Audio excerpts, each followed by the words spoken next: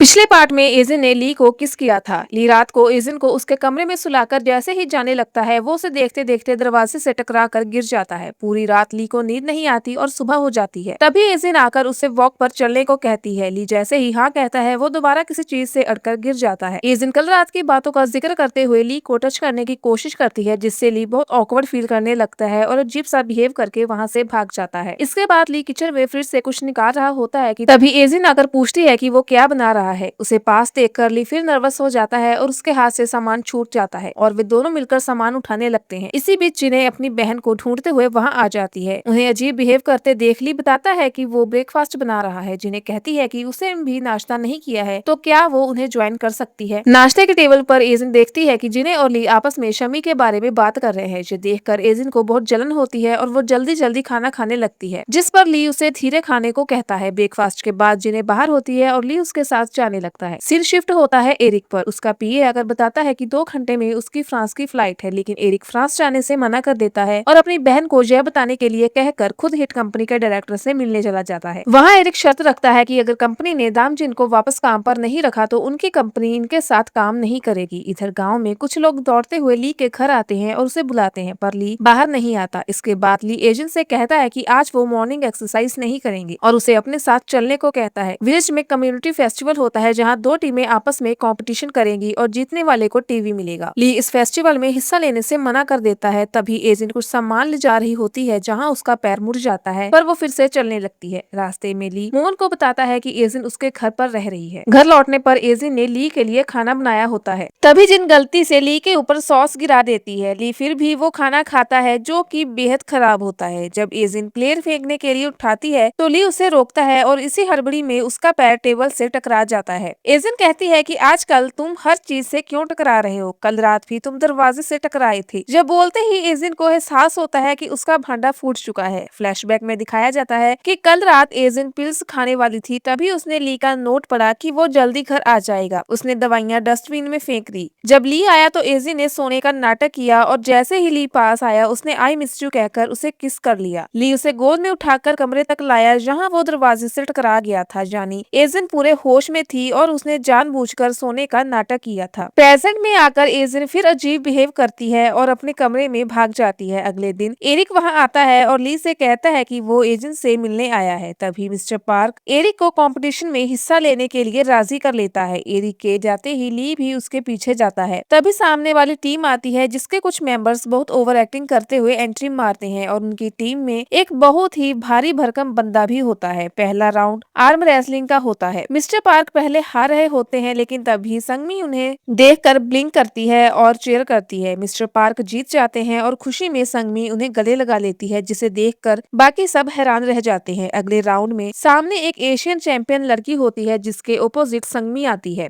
Mister park को लगता है कि संगमी हार जाएगी, पर संगमी उसे आसानी से हरा देती है। ये देखकर मिस्टर पार्क का दिल संगमी के लिए जोर जोर से धड़कने लगता है। उन्हें पुराने फ्लैशबैक याद आते हैं जब मून उनकी केयर करती थी और उनका दिल धड़कता था। वो मून के पास जाने लगते हैं, लेकिन वहाँ मून को मुआन के साथ खुश देखकर मिस्टर पार्क को इस बार कोई जेलसी महसूस नहीं होती। अगले राउंड में ग्रेनी और एरिक का बिना बोले एक्शन वाला क्विज होता है। एरिक एक्शन करता है और ग्रेनी तुरंत पहचान लेती है, जिससे वो जीत जाते हैं। इसके बाद ली और एजिन का राउंड आता है। एजिन हर टास्क को समझाने के लिए अपने लिप्स को टच करती है। ली कंफ्यूज होकर सारे क्विज नेक्स्ट कर देता है और आखिर में जोर से बोल पड़ता है कि आई लव योर लिप्स। यह सुनकर सब हैरान रह जाते हैं और मजाकिया अंदाज में ली को मारने लगते हैं। बाद में सब उनका मजाक भी उड़ाते हैं। इसी बीच जिन्हें नोटिस करती है कि जिन पानी पीने के बहाने ली को ही देख रही थी। अब दोनों टीमें बराबर पर है। आखिरी राउंड रनिंग रेस का है। ली बहुत तेज दौड़ता है। आखिरी में उसे स्टिक एजिन को पास करनी थी, लेकिन वो खुद ही फिनिशिंग लाइन पर पहुंच जाता है। इस वजह से उनकी टीम डिस्क्वालीफाई हो जाती है और सामने वाली टीम जीत जाती है। जिन्हें ली से बात करने जाती है, जिसे एजिन देख लेती है। तभी संगमी एजिन के पास आती है और कहती है कि वो खुश है क्योंकि एजिन अब काम के अलावा एक आम इंसान की तरह जीने लगी है। तभी एरिक एजिन के पास आकर उसे कंपनी में वापस चलने का ऑफर देता है, पर एजिन मना कर देती है। एरिक कहता है कि वो उसका वेट करेगा। बाद में एरिक अकेला बैठा होता है। तभी उसे एक फोटो मिलती है और दूसरी तरफ उसकी बहन उसके ऑफिस पहुंच चुकी होती है। दूसरे सीन में जिन्हें ली से कहती है कि उसे पता है कि ली पूरे समय सिर्फ एजिन को ही देख रहा था। वो अपनी फीलिंग्स बताती है पर ली उसे सॉरी कहता है, जिसके बाद जिन्हें वहाँ से चली जाती है। आखिर में ली घर आता है और एजिन के लिए स्प्रे लाता है। एजिन पूछती है कि तुम रेस में सीधे क्यों दौड़े, तुमने घर में इतनी चीजें क्यों इंस्टॉल की, रोज दवाइयाँ देने क्यों आते थे और मेरी इतनी फिक्र क्यों करते हो। इन सब का जवाब तो ली पलटकर पूछता है कि पहले तुम बताओ कि कल तुमने मुझे किस क्यों किया था। एजिन मान जाती है कि वो नर्वस थी और उसका वेट कर रही थी और ली के अजीब बिहेवियर की वजह से उसने सच छुपाया। एजिन कहती है कि ये सब तुम्हारी वजह से हुआ है। इस पर ली कहता है कि अब जो होगा वो तुम्हारी वजह से होगा और ली आगे बढ़कर एजिन को किस कर लेता है। उसके बाद वो दोनों कमरे में आते हैं। एजिन कहती है कि क्यों ना हम साथ में टाइम स्पेंड करें जिससे हमें नींद आ जाएगी। ली मान जाता है। वो बुक पढ़ते पढ़ते सो जाते हैं। दूसरी तरफ एरिक अपनी बहन मिशेल से मिलता है। मिशेल कहती है कि हिट कंपनी में जाकर ब्रॉडकास्ट करने से मना कर दो, पर एरिक साफ कह देता है कि कोरिया का लॉन्च उसके हाथ में है और वो मिशेल की बात नहीं सुनेगा। इसके बाद मिशेल अपने पीए से फैक्ट्री के सारे एसेंस गायब करने को कहती है। इधर मिस्टर पार्क ली के घर के बाहर होते हैं, तभी शोमी आकर पूछती है कि वो यहाँ पर क्या कर रहा है। दोनों बात कर ही रहे होते हैं कि ली और एजिन लड़ते हुए बाहर आते हैं। एजिन के पैर में दर्द है, फिर भी वो साथ जाने की जिद करती है। वो एक गेम खेलते हैं जिसमें एजिन जीत जाती है और ली का हाथ पकड़कर चलती है। ये देख सोमी कहती है कि अब उसकी बहन जिने का क्या होगा। फार्म हाउस में सब उन्हें चिढ़ाते हैं और मिस्टर किम भी कुछ अजीब हरकतें करते हैं। इसके बाद शाम को एजिन ली के पास आती है और कहती है कि सब रेस्ट कर रहे हैं, क्यों ना हम साथ में ड्रामा देखें। ली के करीब आने पर एजिन अजीब सा रिएक्शन देकर वहाँ से भाग जाती है, पर वो बाहर आकर खुश होती है कि तभी वो सोमी को देखती है जो क्लास प्रेसिडेंट बनने के लिए स्पीच की प्रैक्टिस कर रही होती है। सोमी बहुत नर्वस होती है क्योंकि वो मास्क नहीं हटा सकती और उसकी आवाज भी धीमी है। एजिन वहाँ आकर कहती है कि वो उसकी हेल्प करेगी क्योंकि वो होस्ट है। एजिन उसे जोर से बोलने और आंखों से एक्सप्रेशन देने की ट्रेनिंग देती है। खुश होकर सोमी एजिन को अपना नंबर देती है और कहती है कि मेरी बहन भी होस्ट बनना चाहती थी पर मेरी वजह से नहीं बन पाई। एजिन बताती है कि हिट कंपनी में वैकेंसी खाली है। सोमी ये बात जिने को बताती है पर जिने मना कर देती है। अगले दिन एजिन सोमी को स्कूल छोड़ने जाती है और बेस्ट ऑफ लक कहती है। स्कूल में प्रेसिडेंट के लिए 2 कैंडिडेट्स हैं। पहली लड़की स्पीच देकर जाती है, फिर सोमी की बारी आती है। पहले तो सोमी की आवाज कोई नहीं सुनता, पर फिर वो एजिन की ट्रेनिंग के मुताबिक जोर से बोलती है, जिसके बाद सब उसके फैन हो जाते हैं और सोमी इलेक्शन जीत जाती है। पूरी क्लास उसकी दोस्त बन जाती है। सोमी ये खुशखबरी जिने और ली को फोन पर बताती है, जिससे दोनों बहुत खुश होते हैं। रात को ली घर आता है तो देखता है कि एजिन बहुत खुश है और अपना काम फिर से शुरू कर चुकी है। तभी एजिन के पिता का कॉल आता है जो उसकी फिक्र कर रहे होते हैं, पर एजिन ज्यादा बात किए बिना फोन कट कर देती है। ली पूछता है कि तुम ये टैबलेट्स कब से ले रही हो। एजिन बताती है कि 5 साल से, जब उसे पहली बार होस्ट बनने का मौका मिला था। जहाँ फ्लैशबैक दिखाया जाता है, ज्यूनजी के हाथ में चोट लगी थी, इसलिए वो एजिन से अपनी जगह होस्टिंग करने को कहती है। एजिन मान जाती है और मिस सांग के साथ मिलकर एक क्रीम का एडवर्टाइजमेंट करती है, पर वो क्रीम रिएक्शन करने वाली निकलती है। बाहर लोग एजिन को बुरा भला कहते हैं। टीवी पर एजिन की माँ हीरोइन का करियर छोड़ने का अनाउंसमेंट करती है। जब एजिन अपनी माँ के पास जाती है तो माँ उल्टा एजिन पर ही बदला लेने का ब्लेम लगा देती है। एजिन कहती है कि अगर आपको ऐसा लगता है तो सोचती रहिए। एजिन ली को बताती है कि उस हादसे के बाद से वो हर प्रोडक्ट की 100% जांच करती है। जैसुन ली इमोशनल हो जाता है और अपने डेस्क पर आकर परेशान बैठ जाता है। एक और फ्लैशबैक में दिखता है कि जिस गुड मॉर्निंग क्रीम से एजिन का करियर बर्बाद हुआ था, वो क्रीम ली ने ही बनाई थी और टेस्ट की थी। अगले दिन सोमी की बॉडी पर फिर से रैशेस हो जाते हैं। जिन्हें रोते हुए ली के घर आती है। एजिन बाहर आने लगती है तो जिन्हें उसे रोक कर चिल्लाती है कि ये सब तुम्हारी वजह से हुआ है। अगर तुम उस दिन ब्रॉडकास्ट नहीं करती तो आज सोमी की ये हालत नहीं होती। ली तुरंत सोमी को लेकर हॉस्पिटल जाता है, जहाँ सोमी ठीक हो जाती है। सोमी बताती है कि कल उसने दोस्तों के साथ बर्गर खाया था, इसीलिए ऐसा हुआ। बाहर आकर जिन्हें ली पर गुस्सा करती है कि एक बर्गर से उसकी ऐसी हालत हो गई है। वो ली को कभी माफ नहीं करेगी। एजिन जिन्हें के घर जाकर माफी मांगती है, पर जिन्हें उसे भगा देती है। घर आकर एजिन सोफे पर बैठकर रोती है कि सोमी उसकी वजह से इस गर्मी में भी मास्क पहनने पर मजबूर है। ली भी साइड में रोने लगता है क्योंकि वो जानता है कि असली गलती उसकी बनाई क्रीम की थी। ली पूरी रात सो नहीं पाता। सुबह मुवन का कॉल आता है तो बताता है कि लोटस कंपनी के जिस एसेंस पर वो टेस्ट कर रहे थे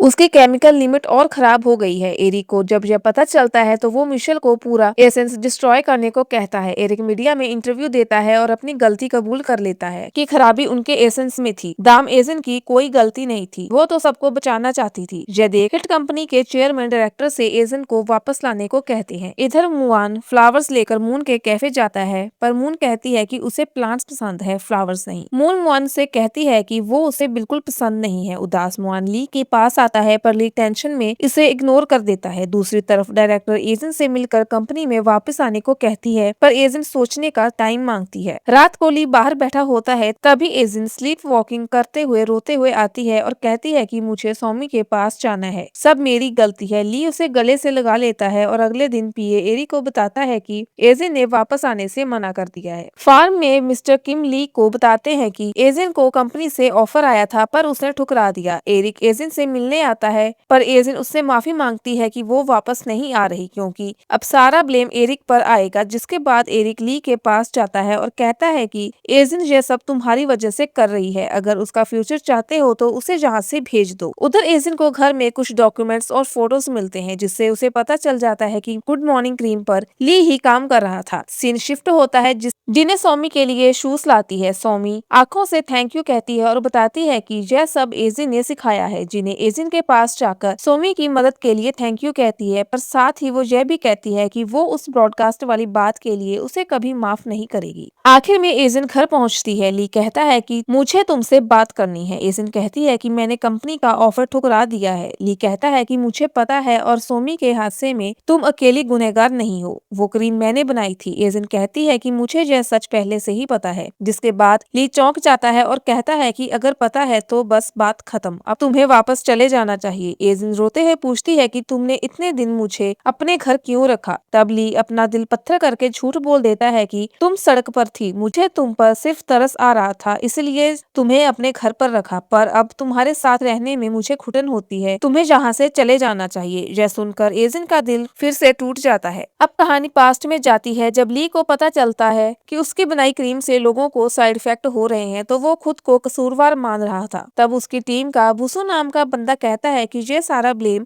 अपने ऊपर ले लेगा, लेकिन कुछ समय बाद ली को मुआन का कॉल आता है कि बुसु घर नहीं पहुंचा। ली जब ऑफिस आता है तो देखता है कि बुसु ने सुसाइड कर लिया है और एक नोट छोड़ा है कि सब मेरी गलती है। उसके फ्यूनरल पर उनका एक सर्जर दोस्त ली और मुआन से कहता है कि बुसु ने पैसों के लिए क्रीम के रॉ मटेरियल्स बदल दिए थे। ये जानकर ली पूरी तरह से टूट जाता है। अब हम प्रेजेंट में आते हैं जहां एजेंट अपने घर लौट चुकी है। सामान निकालते वक्त उसे ली की वही बुक मिलती है। तभी उसके पिता घर आकर उसके लिए खाना बनाते हैं। एजेंट एक बाइट खाती है और रोते हुए कहती है कि मैं जिससे भी प्यार करती हूँ वो मुझसे दूर क्यों हो जाता है, क्या मैं इतनी बुरी हूँ। इतना कहकर वो सोने चली जाती है और ली की घुटन वाली बात याद करके रोती है। उधर ली भी बुरे सपनों की वजह से उठ जाता है और सोने के लिए पिल्स लेता है। अगली सुबह फार्म हाउस में लोग ली को बताते हैं कि एजेंट ने उनके लिए एक बहुत बड़ा टीवी भेजा है क्योंकि आज उसका ब्रॉडकास्ट है और हम सब साथ देखेंगे। ली इस पर कोई खास रिएक्शन नहीं देता। दूसरी तरफ कंपनी में सब एजेंट का वेलकम करते हैं। शाम को सब डिनर पर जाने लगते हैं पर एजेंट मना कर देती है। इसी बीच एरिक को पता चलता है कि उसे कंपनी से निकाल दिया गया है। वो दुखी होने के बजाय खुश होता है कि अब वो जो चाहे वो कर सकता है और वो कोरिया में ही रहेगा। उसकी बहन मिशेल पूछती है कि क्या यह सब उसी लड़की एजेंट के लिए कर रहे हो। एरिक कहता है कि हाँ, तो क्या तुम उसे भी मुझसे दूर कर दोगी। इधर एजेंट के पिता मिस सांग से मिलकर कहते हैं कि एजेंट मुश्किल में है, उसे उससे बात करनी चाहिए, पर मिस सांग मना कर देती है। तभी वहाँ जोंजी आकर एजेंट की बुराई करने लगती है तो मिस सांग टोकती है कि तुम एजेंट से इतनी नफरत क्यों करती हो। शाम को शंगमी एजेंट के घर खाना लेकर आती है। जब वो पूछती है कि क्या चल रहा है तो एजेंट बताती है कि उनका ब्रेकअप हो चुका है, पर वो अब भी ली की फीलिंग्स नहीं समझ पा रही है। रात को ली के पास एजेंट का कॉल आता है। एजेंट कहती है कि माँ, मुझे नहीं पता वो क्या सोचता है पर मुझे लगता है कि वो मुझसे बहुत प्यार करता है। जब उसने मुझे दूर किया तो मुझसे ज्यादा वो हर्ट दिख रहा था। कॉल पर यह सुनते ही ली का ध्यान भटक जाता है और उसका हाथ कट जाता है। अगले दिन जिन्हें को गाँव की औरतें बताती है कि ली और एजेंट का ब्रेकअप हो गया है और ली का हाथ भी कट गया है। सौमी जब बस में स्कूल जाने से मना करती है तो ली हाथ में चोट के बावजूद उसे कार से स्कूल छोड़ने आता है। सौमी ली के हाथ में पट्टी देखकर खुद ड्राइव करने की जिद करती है। अब सीन शिफ्ट होता है एरिक पर। मिस्टर चा उसे बताते हैं कि सारी गलती मिशेल की थी क्योंकि उसने प्रोडक्ट में माइक्रो मिलाया था। मिस्टर चा कहते हैं कि जब उन्हें जॉब से निकाला गया था तब एरिक ने उनकी मदद की थी, इसलिए अब वो एरिक का साथ देंगे। मिस्टर चा एरिक को रहने के लिए एक फ्लैट की चाबी और कोड देते हैं, लेकिन एरिक जब वहाँ जाकर गलत कोड डालता है तो अलार्म बज जाता है। तभी बगल के फ्लैट से एजेंट निकलती है। एरिक आता है कि मिस्टर चा ने उसे यहाँ भेजा था। उसे नहीं पता था कि एजेंट भी यहीं रहती है। अलार्म बंद करने के बाद एरिक एजेंट को डिनर पर ले जाता है। इधर मिशेल मिस्टर चा से कहती है कि उन्हें ली की कंपनी से कॉन्ट्रैक्ट करना है, पर चा कहते हैं कि ली नहीं मानेगा। मिशेल कहती है कि वो उनके पास कोई ऑप्शन नहीं छोड़ेगी।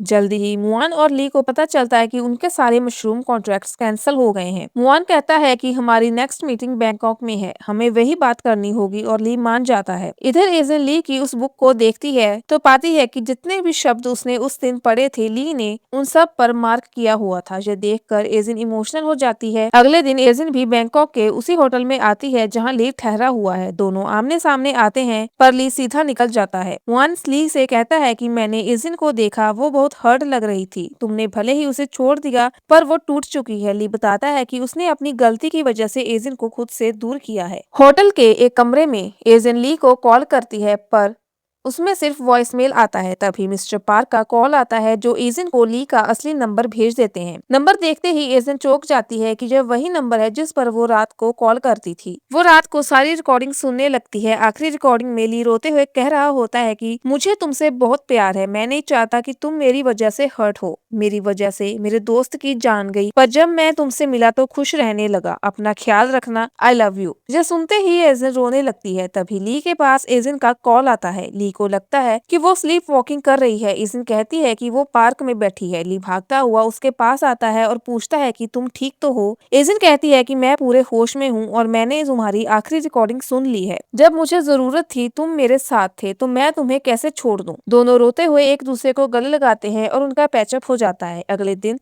ली और मुआन रेस्टोरेंट में किसी का वेट कर रहे होते हैं।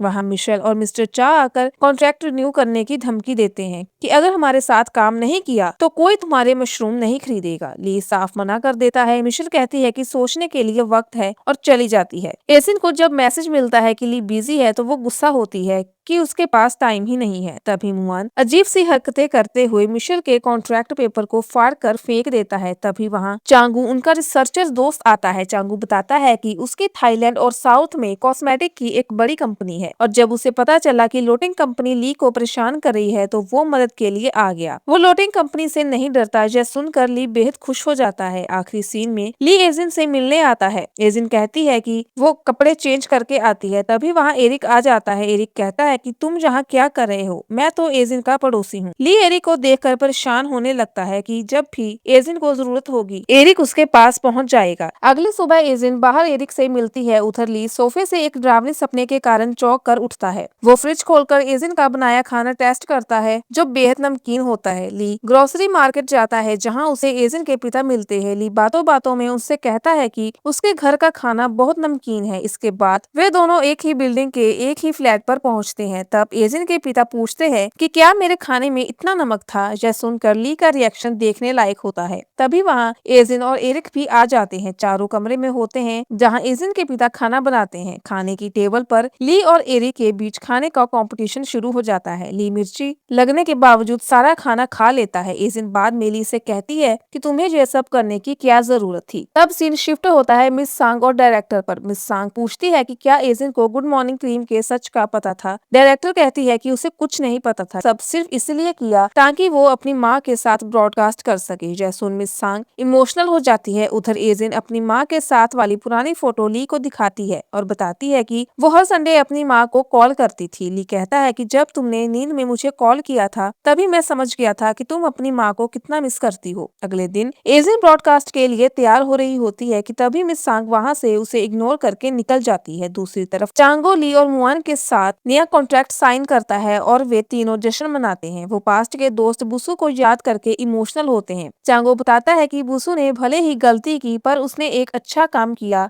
कि वो ली को उनकी टीम में लाया। फ्लैशबैक में दिखता है कि कॉलेज कैंपेन में ली पहली बार बुसु से मिला था, जो नेचुरल कॉस्मेटिक बनाता था। बुसु के कहने पर ही ली उसकी कंपनी में शामिल हुआ था। प्रेजेंट में ली नशे में धुत होकर घर आता है और इस दिन को गले लगाकर कहता है कि क्या मैं थोड़ी देर ऐसे ही रह सकता हूँ। वो सोफे पर बैठते हैं तो एजिन उसे प्यार से मैथ्यू कहती है। ली बताता है कि सोमी ने उसका नाम मैथ्यू रखा था। इसके बाद एक और फ्लैशबैक आता है। बुसु की मौत के बाद ली डिप्रेशन में घर के पीछे बैठा रहता था। तब छोटी सोमी रोज उससे मिलने आती थी और बात करने की कोशिश करती थी। एक दिन वो एक बुक लाई जिसका किरदार मैथ्यू था और उसने ली का नाम मैथ्यू रख दिया। सोमी ने अपना मास्क हटाकर ली को अपने चेहरे के दाग दिखाए जो गुड मॉर्निंग क्रीम के रिएक्शन से हुए थे। ली रोने लगा पर सोमी ने उसे संभाला था। ली एजेंट से कहता है कि उस वक्त उस छोटी बच्ची ने मुझे जीना सिखाया था। इधर मिस्टर चा एरिक को बताते हैं कि ली ने चांगो के साथ कॉन्ट्रैक्ट साइन कर लिया है, जिससे मैडम मिशेल बहुत गुस्से में है। दूसरी तरफ ली एजेंट को एक होटल में वेकेशन पर चलने को कहता है। शंगमी एजेंट से कहती है कि इसके लिए तुम्हें अच्छे से तैयार होना होगा क्योंकि यह तुम्हारी पहली डेट है। एजेंट शर्मा जाती है और अपने लिए एक नेकलेस खरीदती है। अगले दिन दोनों होटल पहुंचते हैं। ली उसके नेकलेस की तारीफ करता है पर जैसे ही वो रूम में जाते हैं एजेंट देखती है कि गांव के सारे लोग वहां पहले से मौजूद हैं।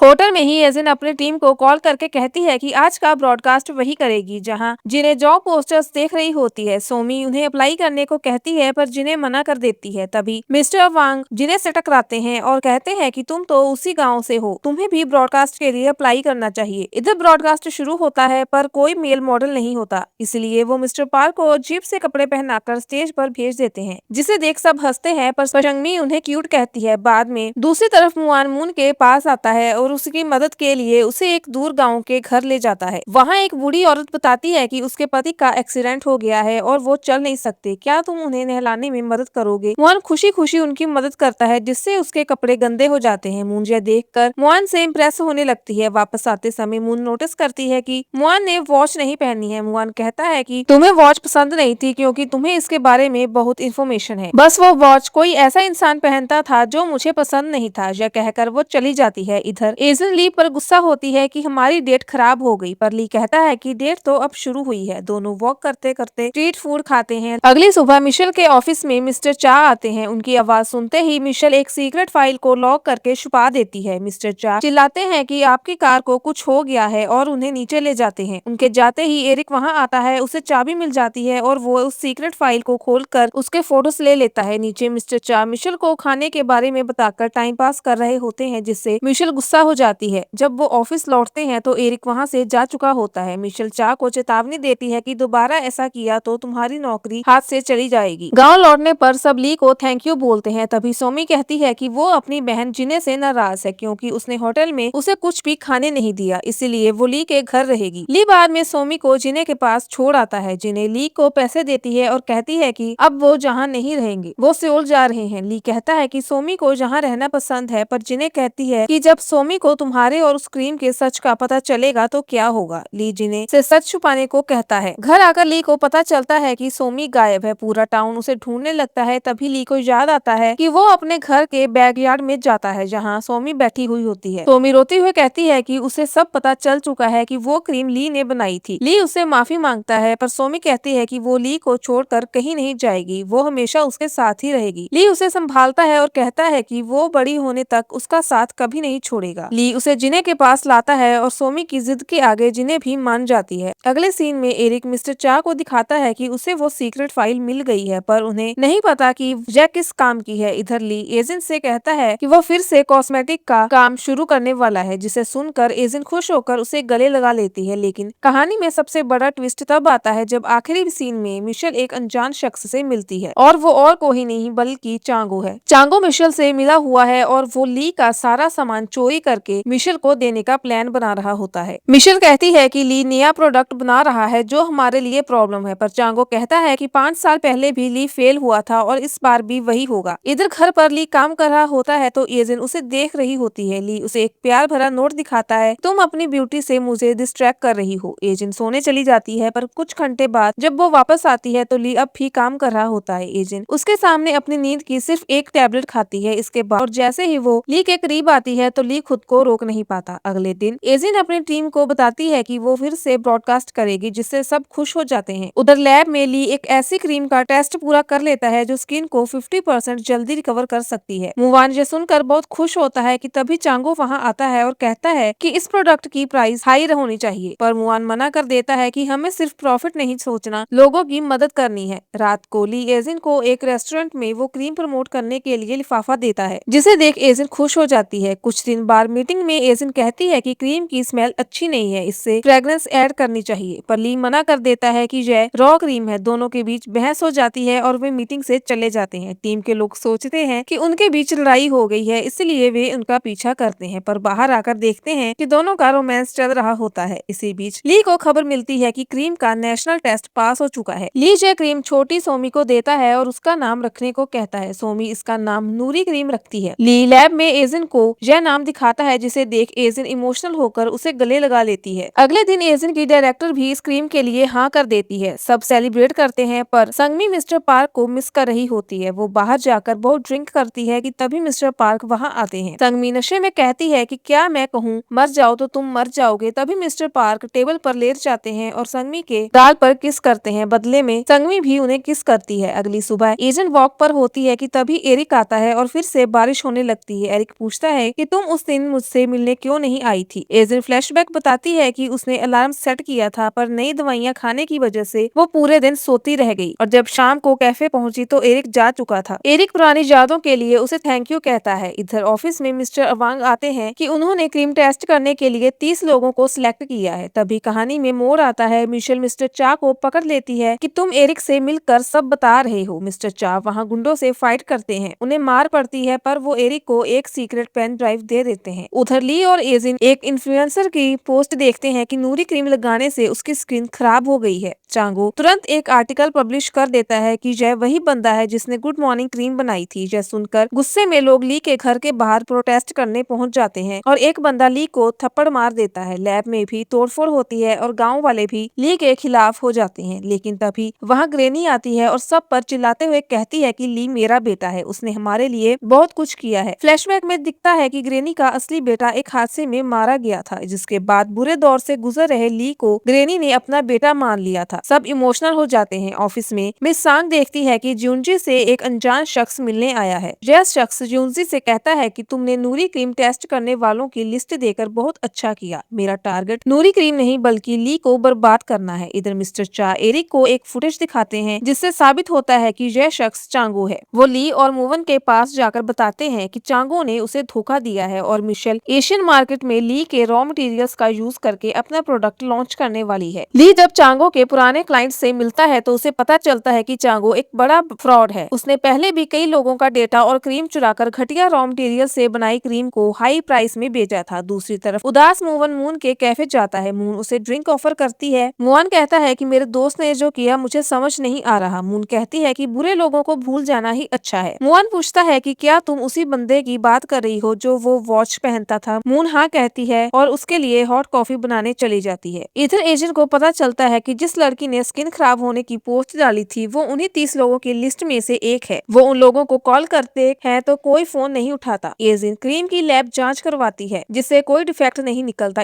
इसके बाद एजेंट और जिन्हें लाइव ब्रॉडकास्ट करके क्रीम का सेफ्टी सर्टिफिकेट दिखाती है और साबित करती है कि क्रीम बिल्कुल सेफ है। उधर मिस सांग ज्यूनजी के घर जाती है जहाँ उन्हें पता चलता है कि ज्यूनजी की एक बेटी भी है। मिस सांग कहती है कि मुझे अपनी बेटी एजेंट को बचाना है, इसीलिए सच बताओ। तभी ज्यूनजी एजेंट की कंपनी जाकर उससे बात करने की बात कहती है। उधर ली बूसू के घर जाता है जहाँ बूसू की माँ उससे बूसू का पुराना फोन देती है। ज्यूनजी रोते हुए एजेंट को बताती है कि चांगो ने उसे ब्लैकमेल किया था कि अगर उसने बात नहीं मानी तो वो सबको उसकी बेटी के बारे में बता देगा। ज्यूनजी एजेंट को एक फोन देती है जिसमें चांगो के खिलाफ सारे सबूत होते हैं। ली बूसू के फोन से चांगो के चैट मैसेजेस देखता है कि बूसू ने चांगो से सब कुछ एक्सेप्ट करने को कहा था। ली सीधे चांगो के पास पहुंचता है और उसे सबूत दिखाता है। चांगो जब मुस्कुराता है तो ली उसे एक जोरदार पंच मारता है और ज्यूनजी द्वारा दी गई एक पुरानी रिकॉर्डिंग प्ले करता है। फ्लैशबैक में चांगो बूसू के सामने अपनी सारी गलती खुद कबूल कर रहा होता है। रिकॉर्डिंग सुनकर चांगो के होश उड़ जाते हैं जहां ली चांगो से अपनी गलती मानकर सबके सामने सच बताने को कहता है, पर चांगो मना कर देता है और कहता है कि तुम लोगों ने मेरा साथ दगा किया था। फ्लैशबैक में दिखता है कि बूसू ने एक नए प्रोडक्ट का इंचार्ज चांगो के बजाय ली को बनाया था क्योंकि चांगो चीजों को सीरियसली नहीं लेता था। ली गुस्से में चांगो को लूजर कहता है और वहाँ से चला जाता है। बाहर एजिन उसका वेट कर रही होती है तो दोनों नदी के किनारे आते हैं। ली कहता है कि 5 साल पहले उसने भटक कर दपोंग विलेज की जो बस पकड़ी थी वहाँ उसे किसी और ने नहीं बल्कि बुसू की यादों ने पहुंचाया था। वो बुसू को अपना सबसे अच्छा दोस्त बताता है। अगले दिन एजिन कंपनी पहुंचती है तो देखती है कि ज्यूनजी को जॉब से निकाल दिया गया है क्योंकि उसने अपनी सारी गलतियां मानकर मीडिया को चांगो चांगो का सच बता दिया है। चांगो का फोन अब कोई नहीं उठा रहा। मिशेल भी उसकी कॉल काट देती है। तभी मिशेल का सेक्रेटरी एरिक और मिस्टर चा को एक पेन ड्राइव देता है जिसमें मिशेल के सारे काले कारनामे रिकॉर्ड हैं। वो इसे न्यूज वालों को दे देते हैं जिसमें खुलासा हो जाता है कि मिशेल ने कोरिया में लॉन्च होने वाले एसेंस में माइक्रोवेव्स मिलाए थे। मिशेल जब अपना सामान पैक कर रही होती है तो एरिक वहां आता है। मिशेल कहती है कि तुम बहुत खुश होगे, मैंने तुम्हारी केयर सिर्फ इसलिए की थी ताकि पिता से कॉम्प्लीमेंट मिल सके, मैंने तुम्हें कभी पसंद नहीं किया। एरिक कहता है कि जब तुम मेरी केयर करती थी तब पिता वहाँ होते ही नहीं थे और यह कहकर वहाँ से चला जाता है। इधर गुस्से में पागल चांगो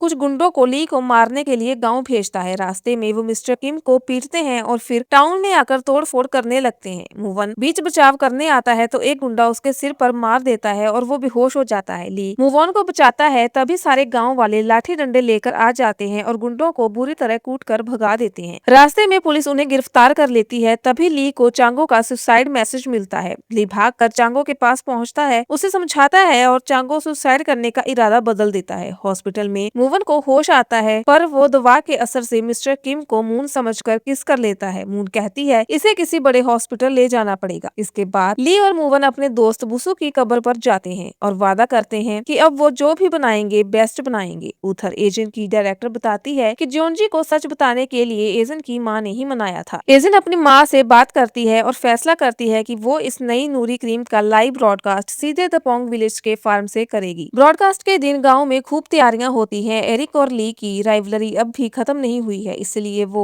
बास्केटबॉल मैच खेलते हैं। एजेंट लाइव ब्रॉडकास्ट शुरू होता है और एजेंट की स्पेशल गेस्ट कोई और नहीं बल्कि उसकी अपनी माँ मिस सांग होती है। वो बताती है कि 5 साल पहले जिन लोगों के चेहरे इस क्रीम से खराब हुए थे, यह नई क्रीम उसे पूरी तरह से ठीक कर देगी। देखते ही देखते ब्रॉडकास्ट पर ही सारी क्रीम सोल्ड आउट हो जाती है। गाँव वाले खुशी से नाचने लगते हैं और कुछ इमोशनल हो जाते हैं। ब्रॉडकास्ट के बाद एजेंट और उसकी माँ के बीच के सारे गिले शिकवे दूर हो जाते हैं और वो गले मिलती हैं। एजेंट जब घर आती है तो अपने पिता के पुराने नोट्स पढ़ती है और उसे एहसास होता है कि उसके पिता ने उससे कभी नफरत नहीं की थी। वो रोते हुए अगले दिन मार्केट में अपने पिता से मिलती है और उनसे माफी मांगती है। बाद में उसके पिता कुछ लोगों को कुकिंग सिखा रहे होते हैं, जहाँ मिस सांग भी एजेंट के लिए खाना बनाना सीख रही होती है। उधर ली और एजेंट लोगों के पॉजिटिव रिव्यू देखकर बहुत खुश होते हैं। अब आते हैं बाकी किरदारों पर जिन्हें एक नई कंपनी ज्वाइन कर लेती है। मूवन मून को उसके धोखेबाज एक्स बॉयफ्रेंड से बदला लेने में मदद करता है, जिससे मून बहुत खुश होती है और दोनों सेटल हो जाते हैं। मिस्टर पार्क के पास कुछ लड़कियां ऑटोग्राफ के लिए आती हैं, जिससे संगमी को जलन होने लगती है। संगमी मिस्टर किम को उसका सिल्वर प्ले बटन देती है। गांव में ग्रेनी के बेटे का बर्थडे मनाया जाता है। एरिक और मिस्टर चा खुश होकर फ्रांस चले जाते हैं और जिन्हें भी मिस्टर अवांग के करीब आने लगती है। आखिरी सीन में ली और एजिन अपने घर में सुकून से लेटे होते हैं। एजिन पूछती है तुम्हें मुझसे प्यार कब हुआ? ली मुस्कुराकर कहता है जब मुझे तुम्हारी हद से ज्यादा फिक्र होने लगी, शायद तभी से। इसके बाद शो के सारे किरदारों की एक खूबसूरत झलक दिखती है और सबसे लास्ट में हमारे प्यारे हीरो हीरोइन एक दूसरे का हाथ थामे हुए चैन से सो रहे होते हैं और इसी के साथ इस खूबसूरत ड्रामे की एक परफेक्ट हैप्पी एंडिंग हो जाती है।